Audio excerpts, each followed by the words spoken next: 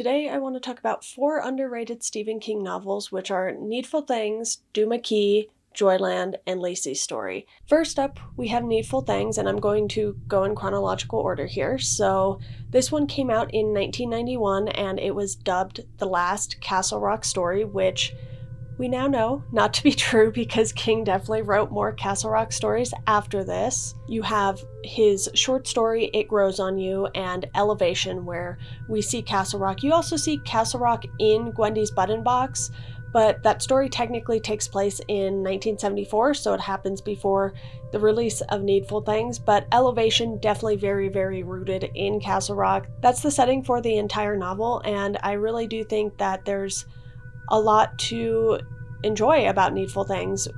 I will admit it is a pretty long book though, so I understand why maybe not everyone has read it, but if you think about King novels that a lot of people talk about, you have It and The Stand, both of which are 2 of King's longest novels, and I would even toss 11/22/63 in there.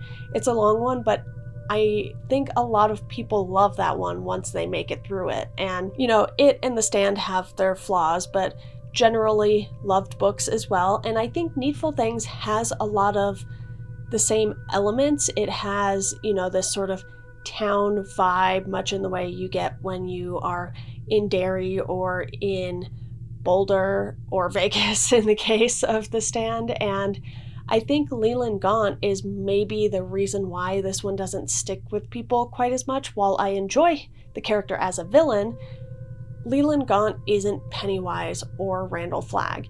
Instead, there's this thing about him that's a little more mysterious maybe, but not as big or grand in the same way as some of King's biggest villains. So maybe this one just doesn't stick with people quite as much. Maybe people didn't enjoy it as much as I did, frankly, but I think this one's underrated. I ended up giving this a 4.5 out of 5. I really, really enjoyed it. And you also have the fact that Alan Pangborn returns, who was in The Dark Half, and we have since seen him in the Castle Rock TV show, which I know isn't a direct adaptation of any one Stephen King property, but still, the fact that this character keeps popping back up, I think, is pretty significant, and I just enjoyed the town vibe. For the same reason, I really ended up enjoying Under the Dome, quite frankly, and, I just think this is one people should definitely consider reading, even though it is long, if they haven't done so yet. Next up, I want to talk about Lacey's Story. This is another one that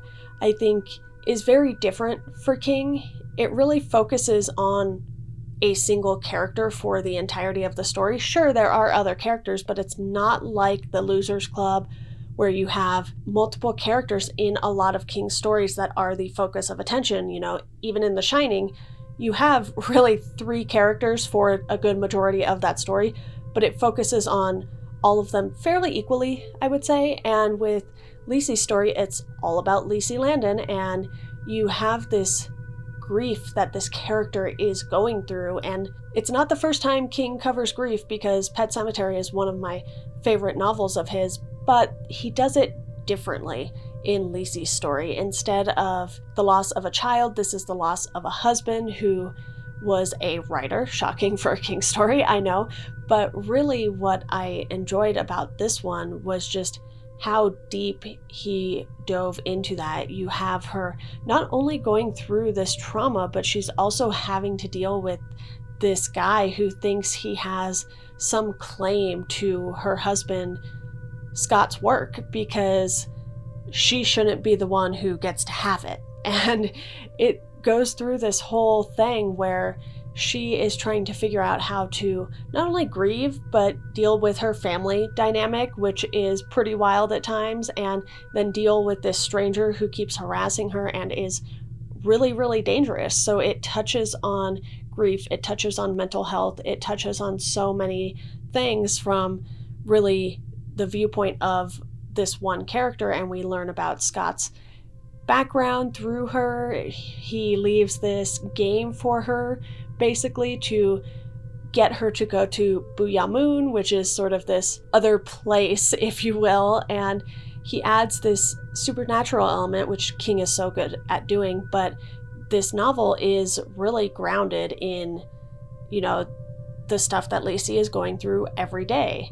And I think this is one that took me by surprise because it did start out a little slow and I wasn't sure I was going to be into it, but I think if you stick around long enough, the payoff is definitely there. So this is another one to check out if you haven't yet. And the thing about these books before we continue on is I don't think any of these four are good starting points with King necessarily. I definitely think you should go read something like Carrie or The Dead Zone, Firestarter, some of his shorter early novels first, just to sort of get a feel for his writing, and then maybe dive into some of these deeper cuts, if you will. Also, if you're enjoying this video, hit the like button, share it, hit the subscribe button, and get notified when I have more videos out. And next up, we're going to dive into Duma Key. This one surprised me because you aren't in Maine, you aren't in Colorado. Instead, you're in Florida, which for huge fans of Stephen King, you'll know that he has a house in Florida. So it's not like it's an unexpected location, but it doesn't have that same small town vibe that he's so good at, even though Duma Key is an island off the coast and therefore is a small area in general. It just has a very different feel to it. And you have the main character who was this sort of wealthy builder, and he ends up in an accident. He moves down to Duma Key. He has lost an arm. He's painting, and his art sort of starts to take off, and people in the community are enjoying it. But then you have this paranormal thing going on, and he has nightmares that start mimicking events that happened back in 1927. So it really takes this deep dive into paranormal horror that I wasn't expecting. And I think a lot of people are in agreement who have read Duma Key that this is definitely one of King's underrated novels, because of the fact that I knew so few people who had even read it before I did a podcast episode on it. And now that I know this is sort of one that takes people by surprise, I've seen more and more people mentioning it when I tweet out things about,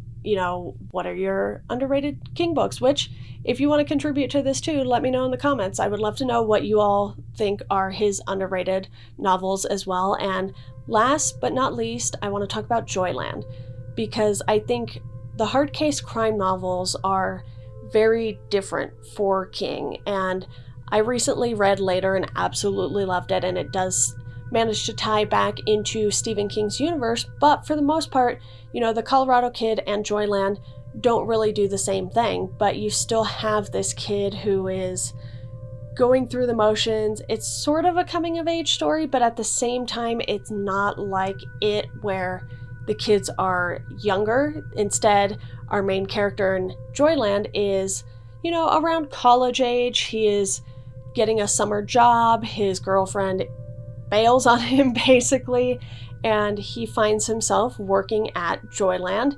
He's staying in a boarding house, and they discover, him and the other workers, that there was a murder that happened in one of the dark rides, and you have this character who keeps kind of haunting the ride. And because the park is closed for some portion of the year, the main character Devin decides to stay on, and he really just starts diving into this case that doesn't really have an impact on his life per se, other than the fact that he works at the park. But then he just really gets curious about it, and it's sort of this detective novel without a detective. It's pretty clever the way that King does it, because it's not like the Bill Hodges trilogy by any means either, which, follows Bill Hodges through various cases as a private detective, and he was formerly a cop. So this has a totally different spin on it as far as who is doing the investigating and what happened, quite frankly. So Joyland is a really fun read. And the best part, it's under 300 pages, so you don't have to worry about it being super long, like, frankly, the rest of these are pretty much all over 500 pages. So this one is over 200 pages shorter than the other three on this list. So if you were to start with one on this list, I would suggest it be Joyland, simply because it's smaller. You'll get a feel for King's writing, and, I would still say, honestly, start with some of his earlier works that are kind of the big names that a lot of people are familiar with. But those are my 4 underrated Stephen King novels. I might come back with a part 2 because there are quite a few others that I think are worth discussing, but these 4 were probably my favorites that took me by surprise the most, and that is why I wanted to share them with you all today. But that is all I have for you, so thank you for watching, and I will see you next time.